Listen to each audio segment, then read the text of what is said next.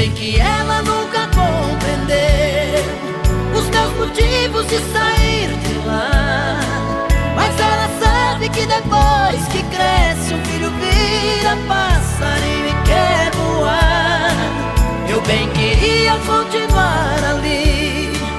mas o destino quis me contrariar, e o olhar de minha mãe na porta